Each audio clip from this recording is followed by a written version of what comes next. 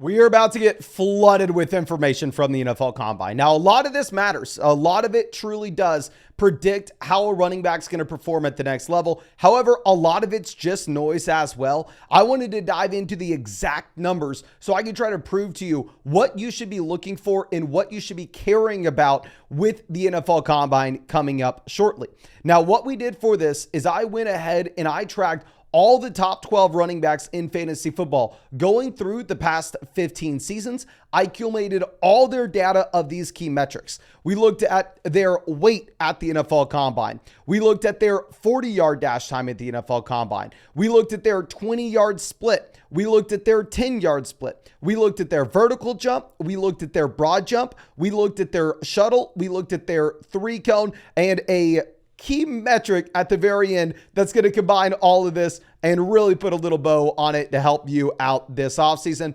But nonetheless, we tracked all that data. And if a running back finished inside the top 12 multiple years in a row, say Alvin Kamara, for example, Kamara's been a running back one a ton. He's actually going to be counted for multiple times for every finish that he has. So say you have a running back, I don't know, Adrian Peterson showed up a lot in this data. His combine numbers are going to essentially be multiplied. And I think that's a good thing, because if a running back like Peyton Hillis, who's in this data, comes in, has one random season and we never hear him again, he probably shouldn't be as important as a running back like Adrian Peterson. So just full transparency, how we are collecting this data, and we are going to be cross-referencing it with what you have seen from the average running back at the NFL Combine for pretty much over the past 30 years. The best example that we can give with this is starting at the weight of a running back. The average running back has weighed about 208 pounds at the NFL Combine over the past 30 or so years.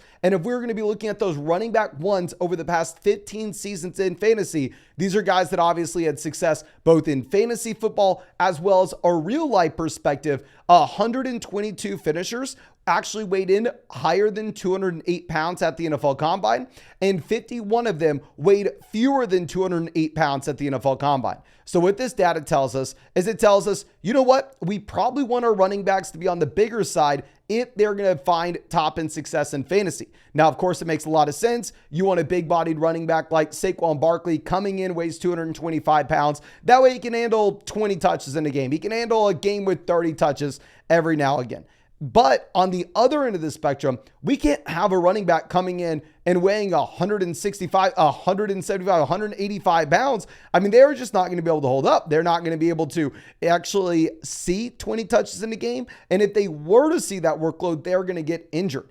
So going and looking at the outliers, this is going to be a key thing that we want to be doing, is we want to look at the minimum thresholds that these players have to hit. So out of these like 177 running back ones, there are only 3 finishes from running backs that weighed fewer than 190 pounds. These 3 finishes came from Darren Sproles, who did it twice, and Devon Achane. So yes, typically I understand that HN worked out, but you should not be drafting running backs that weigh less than 190 pounds. Now looking at running backs that weigh fewer than 200 pounds, you did have 24 finishes. So if a running back weighs less than 200 pounds, it's not like you really need to go out there and panic. And I will say, as a side note, there is a difference between a running back that's maybe like DeAndre Swift coming into the NFL, standing 5'8" and weighing about 200, versus a running back that is coming in at 6'1", weighing 200. You can take this one step further with their BMI. Another key thing that we can look at, just to give you a certain guide, you have the 25th percentile running back one weighing 204 pounds, the median running back one weighing 215 pounds, and the 75th percentile weighing 226. So really the sweet spot here for that running back weight is going to be anywhere from 204 to 226 pounds at the combine. Now, moving on to the 40-yard dash, the average 40-yard dash for an NFL running back pretty much over the past 30 years or so has been a 4.62 at the combine. However, out of the running back one list, you've only seen 33 running backs perform below this average threshold and make that number one spot. And you have 141 running backs that were faster than a 4.62. So you'll see, not only do you want running backs that are big, you also want running backs that are fast as well. The only running back that we ever saw be a running back one running slower than a 4.70 was Kareem Hunt. And there was conflicting data on this. Some data providers we were looking at said Kareem Hunt ran like a 4.62. Some said he was in the 4.7s. So I don't even know if that's valuable data. I would assume that Kareem Hunt ran faster than a 4.7. I would assume that no running backs actually turned out to be RB1s running that slow. But you had 40 finishes for running backs that ran slower than a 4.60. So this is very important in that we can see, okay, yes, you can be slower than a 4.60, but we can combine this with what we had with the first metric in their weight and see that there were only 4 instances of running backs running slower than a 4.60 and at the same time weighing less than 200 pounds. That was Ahmad Bradshaw, that was Kyron Williams, Dion Lewis, Justin Forsett. Now, of course, Kyron Williams may very well be a running back one in 2024, but it is interesting in that both Bradshaw, Lewis, and Justin Forsett, all of these running backs only had 1 year as an RB1. So maybe this either shows that Kyron Williams is a straight up outlier, or maybe it just shows that we should be avoiding Kyrie. I don't know. We don't need to go down that road. But nonetheless, if we are looking at the 25th percentile median and 75th percentile for running back ones, the 25th percentile is about a 4.58. Typically, that's what we want our running backs faster than. The median's a 4.5, and the 75th percentile is a 4.43. So we want running backs that weigh more than 200 pounds and that essentially run faster than a 4.58. Now, taking this one step further, going into their 20-yard split, you'll see that there is strong correlation here as well. The average 20-yard split was 2.68 seconds. The above average mark here was 132 running back / finishes finished faster than that 2.68 seconds, and you had 31 guys finish slower. Now, I understand these numbers may not add up for every single metric equally. That's because some running backs we have this data with and some running backs we do not. But nonetheless, yeah, you want your running backs very fast in 20-yard bursts. And if you are looking at the guys that ran slower than a 2.75 in this 20-yard split, you only have 5 finishes. So if your guy runs slower than a 2.75, probably should stay away. And then slower than a 2.70, you get about 19 finishes. But the 25th percentile outcome is a 2.67. That's primarily going to be the number that we're looking for. The 75th percentile is going to be a 2.57 with the median 2.62. But going over to the 10-yard split, this is not nearly as predictive as what you actually have with the 20-yard split. I would say the most important number here is going to be the overall 40-yard dash, then the 20-yard, then the 10-yard. But the 40-yard dash number, based off this data, is looking like the most predictive of finding success because you had 124 guys being above average in the 10-yard split. 39 running back ones were below average. And if you cross-reference this to what you have with the 40-yard dash overall, 40-yard dash had more players that were above average RB1s and fewer players that were below. Now, going over to the vertical, this was something I was very interested in because typically I don't really care about a running back's vertical. I mean, it doesn't really make that much sense on the football field. They really got to jump high. They really got to reach to grab the ball. No, we're not necessarily concerned about that, but maybe the vertical jump actually has some predictive trait on just the explosiveness of the running back. And here, if you're looking at this, the average vertical was 34 inches, but you had 94 RB1s that were above this and 77 that were below. So if you cross-reference this to what you have with weight, with what you have with the 40-yard dash, it looks like the vertical jump just is not nearly as predictive as what you have with those other metrics. Now, you do have some minimum thresholds. I'd say if your running back can't hit 29 inches, you probably should be avoiding him. Really, the only guy that was good that couldn't jump was Leonard Fournette. The broad jump is better, though. The broad jump is a lot more predictive than the vertical jump for these RBs. The broad jump, the average was 9 feet, 9 inches. The running back ones, you had 113 guys being above average, 46 running backs being below average. Essentially, the minimum threshold that you're wanting to hit here is going to be 9 feet. If you can hit 9 feet, I'm not going to be too concerned for you. I mean, the 25th percentile comes 9 feet, 8 inches. The 75th percentile is 10 feet, 7 inches. But obviously, I mean, it's not like the further you jump, the worse you're going to be. We just want to make sure you hit those minimum thresholds. And like I said, this is how I chose to dive into this data. This is how I thought it made the most sense to display to y'all. But I posted all this raw data over there on flockfantasy.com. So if you want to play around with the Google Sheet yourself, you're more than welcome to. Just go sign up for flockfantasy.com. Code FLOCK. You'll get all my Dynasty Fantasy Football rankings. You'll get all of the premium content from everybody you pretty much watch on YouTube. And also, if you use code FLOCK, you're going to be getting a 30% discount and yours truly breaking down your Dynasty Fantasy Football team in a podcast. But looking at the shuttle, this was something that wasn't as predictive as the 3-cone. The 3-cone, absurd, but we'll get there in 1 second. The shuttle, the average time was 4.33 seconds. You had 90 guys above, you had 51 below. So obviously it looks like all these metrics are predictive. We're just trying to figure out what actually stands out the most here. I mean, I would say you can mark a minimum threshold here of a 4.6. You need to be faster than that if you're going to be an RB1 with the shuttle. And I would truly be looking at guys to be faster than like a 4.38, which is the 25th percentile. Now, going to the 3-cone, I actually remember talking to some guys that trained NFL players way back in the day.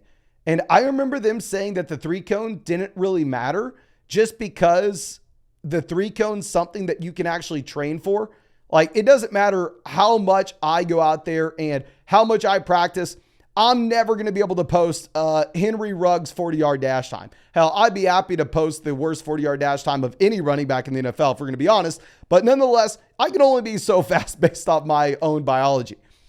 I was told that the 3-cone was a little bit different in that you could kind of just technique this out. So I wasn't expecting the 3-cone to be that predictive. However, the average 3-cone was 7.15 seconds. If you were looking at above average running backs, 121. If you were looking at below, 18.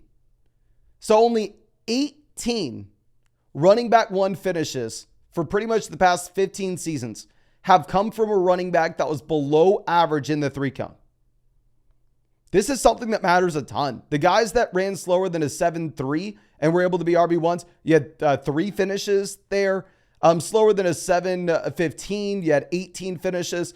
The reality is you probably want your running backs running faster than a 7.09. That's going to be the 25th percentile outcome here. The median is 6.85 seconds. It does make sense the more that I sit here and you look at this data and go, okay, yeah, a running back needs to be able to make guys miss in the box. He needs to be able to make guys miss in the backfield, move laterally nicely, kind of just make those jump cuts. So it makes sense. I don't know why I just took it and ran with it back in the day when that's what someone told me. Clearly, it makes it worth it to go through and look at all this data to take these key factors going forward with my prospect evaluation model. We are for sure going to be accounting for 3-cone time. Now, what is nice to see is looking at one metric that encompasses all of these testing measures. This is a metric that pretty much everybody's been using over the past few years. I wanted to test out its predictability, its reliability. That's why we pretty much made this entire video for y'all. And this is going to be the RAS score. This is the relative athletic score. Just search RAS score on Google if you want to check this out. Not affiliated with them, not an ad whatsoever, but this is what most people are looking at. And yeah, if you go through and look at the average RAS score, going back over the past 20, 30 years, is a 491 for these running backs, which is just an arbitrary number. It's just essentially a scale to 10. But if you put everybody on that arbitrary number and you have the same measures, you can get a sense of where these guys stacked up. And the guys that finished as running back ones, you had 148 placements here. Whereas the guys that were below average with their overall athletic score, you had 17 players that finished as RB1s. So what this tells us is it tells us if you are drafting a running back that has a lower than average RAS score, you probably should be getting a discount on that player. He should probably have a pretty good excuse on why he is not posting the numbers. Now, I do want to point out, this is going to take into account the weight of the player. So if you're looking at someone like Devon Achane that goes out there and blows up the NFL Combine, Devon Achane doesn't really have a great RAS score. And the reason is because Achane weighs less than 190 pounds, right? So I love the fact that it takes into account the weight of these players plus their testing numbers.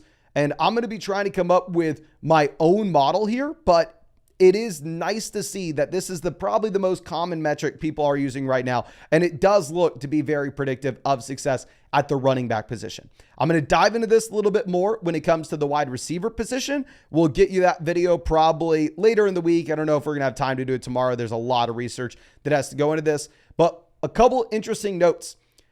The running back finishes as an RB1 with a RAS score lower than 3. You had 5 finishes, all of which were Mark Ingram. So Mark Ingram, just an extreme outlier. If you were to throw him out, then you would have no running back once with a RAS score lower than 3. You had 10 finishes with a RAS score lower than 4. Keep in mind, Mark Ingram accounted for 5 of those. So you throw up Mark Ingram. Essentially, do not be taking someone with a RAS score lower than 4. I would say don't even go lower than 4.91. If you're looking at lower than 5, you have 19 finishes. I would say what I'm looking at is the 25th percentile outcome here, which was a RAS score of 6.05 for these RB1s. That's typically what I'm looking to hit from a minimum threshold. This is not exactly how you're ranking running backs. You don't just look at their relative athletic score and then go, okay, I'm going to rank this guy number 1 because he's the most athletic, this guy number 2. It's a piece of the puzzle, trying to figure out what matters from the NFL Combine. I think this is a good key indicator you can take from it. And if your running back's lower than a 6, maybe he's not going to be athletic enough to cut it at the next level. But if he's greater than a 6, then we can keep diving into his film, dive into his landing spot, dive into his draft capital, dive into his receiving game ability, which we'll talk about all that all offseason. But I think that's all I have for you. Really do appreciate you. Really hope you have a great day. I want to remind you, if you're not already a member of the Flock, I don't know what you're waiting for, flockfantasy.com. Promo code FLOCK, get you 30% off any subscription. Get yours truly to break down your Dynasty Fantasy Football team in a podcast. Plus, you can check out all the premium content from all your favorite creators and all of our Dynasty rankings. But I think that's all I got for you. Really appreciate you and really hope we get to see you out with a video sometime soon.